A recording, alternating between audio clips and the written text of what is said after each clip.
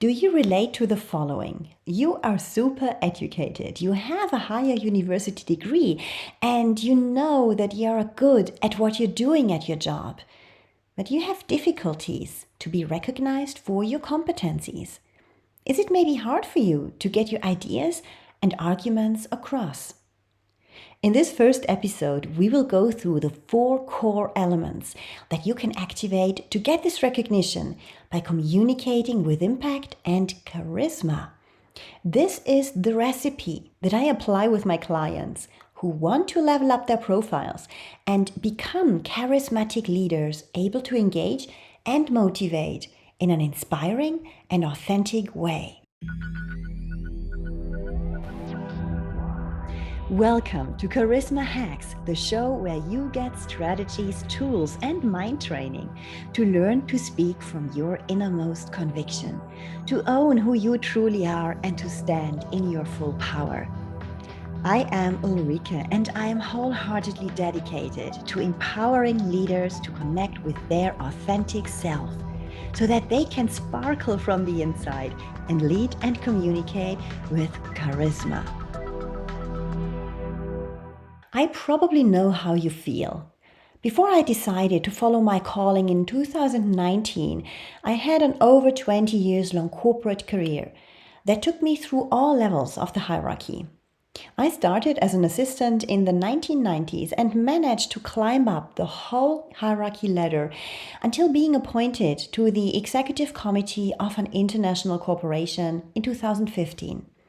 And I fell into the trap of making the mistake of ruminating about how I should be to be successful, instead of getting clarity and standing up for who I was. It was many years later that I asked myself how it could be that I felt like missing out on my potential all the time, despite my successful career. And I understood that I had been role-playing to show up as the perfect leader all these years. I had been following existing role models and behaviors, which to a large extent actually did not do justice to my authentic self. I always had the feeling that I had to fight for recognition, that I was not really taken seriously, not listened to, not recognized for my competencies. And then I understood that the key to achieve the recognition I was longing for was sitting right between my ears, that it was about mindset, that it was about, first of all, creating awareness of who I was and then fully embracing my authentic self. The question was, how can I make this true and powerful self visible to the world? And this is where communication comes in. We all communicate all day long, verbally and most of the time non-verbally. Leaders can only lead effectively if they are confident communicators and able to build credibility and trust, the basis for shaping high-performing teams. Communicating with impact, however, takes more than acquiring solid communication and presentation skills. It takes charisma, communication from the inside out. And this is how you can learn to inspire and to take teams, colleagues, and superiors on your journey because you speak from your innermost conviction. You embrace who you really are and you stand in your full power. Now let's get specific. What are these 4 core elements, these foundational elements to communicate with charisma? The first element is authenticity. And I go even one step further. It is about what I call authentic intelligence. And this means applying authenticity in a targeted and conscious way and understanding that being authentic is your most valuable asset. Being our authentic selves can feel risky in our screen-obsessed world.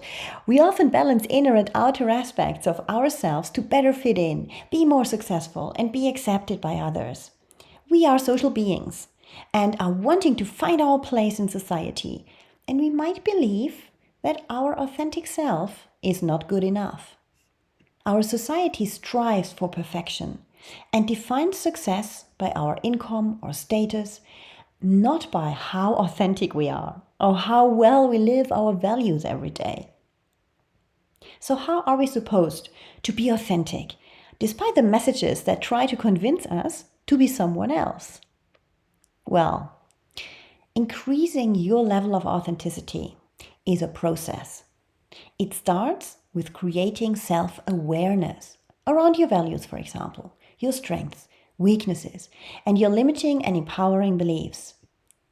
Once you're clear about who you are, comes the next step: embracing who you are with all imperfections and uncertainties. And then search for discrepancies in your behavior. By observing and making new experiences, you learn to consciously feel your authentic self and to be more powerful in your communication. I will get into how to do this step by step in the episodes of this show, and it is worth to develop your authenticity with me along the way. You want to be a powerful communicator, able to bring teams along with you and create followers? Stepping into your authenticity is a tremendously powerful tool for this. I cannot say this often enough. And I'm very open to co-create this show with you. Let me know your challenges, your thoughts and questions by dropping me an email at contact@ulrikeseminati.com. I will pick them up and deliver you exactly the content you need to move forward. The second core element to communicate with charisma is confidence. The major thing that holds us back from pursuing our dreams and ambitious plans is a lack of self-confidence. When our self-confidence is low, we struggle to be truly ourselves and to break free from the expectations of others. And we also struggle to deliver our message in an assertive way, to say no to what we don't want, and to stand up for what we actually want. It is something we all face to some degree, and I can tell you from all the people that I am helping to develop more confidence, that most of them appear pretty confident to others, whereas they don't feel confident inside of themselves. And they spend a decent amount of energy to hide this from being seen. And this in turn makes them look inauthentic and not very charismatic. The key question is, if we are low in self-confidence, is it possible to do things that will change that? The answer is a clear yes. We have it in our own hands. To develop our self-confidence and to get there, we must take action. I will go deeper into this self-confidence piece in upcoming episodes, but to give you a start, there is one thing you can observe and change right away. And this is, you stop procrastination. We all procrastinate on hundreds of little things every day. For example, you want to go running tomorrow morning at 7 and then it is 6:50 and it's raining outside. And you tell yourself, oh, it's raining, I will go tomorrow instead. How does this make you feel? When we procrastinate on even smaller things, we launch an inner dialogue that is not very friendly. We tell ourselves off and might even treat ourselves idiots. By doing this, mostly unconsciously, day in, day out, we lower our self-esteem, and this has a direct negative influence on our level of self-confidence. So observe yourself, keep your word. When you intend to do something, do it. Do it on time. And if ever you cannot manage to do it on time, be cautious about your inner dialogue. Don't allow yourself to be dragged down because you allow your inner chatterbox to speak negatively to yourself. By taking care of and increasing your level of self-confidence, you significantly change the way you communicate, verbally and even more non-verbally. People will sense that you are convinced about what you're saying, and this builds trust and acceptance. The third element to communicating with charisma is passion. When you are connected to a topic or a cause, you're passionate about it. And you've certainly seen leaders who speak about their topic with passion, and these leaders appear to be full of energy and charisma. Now you might say, yes, I am also passionate about a few things, and when I speak about these, I am a completely different person. But how can I transfer this energetic version of myself to a situation where I have to communicate something I am not passionate about at all? It's clear that it's a completely different story when you have to communicate project goals, announce restructuring, or any other kind of change that you are not convinced of. This is where a high level of self-awareness is helpful. If you want to speak with passion about something, you need to find a way to connect to the topic, not only with your head, but especially with your heart. And to do this, you must know yourself very well. A good starting point are your values. When you have clarity about your values, you can search for the common ground between these and the outcome of the topic you have to communicate. And if you then find a compelling connection for yourself, you can shape a compelling story for those you want to bring on board.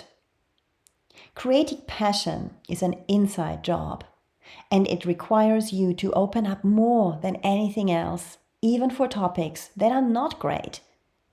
But if you train yourself a bit on this technique, you will see that it gets easier and easier over time, and that you can have a differentiated approach to topics that seem to be difficult to embrace.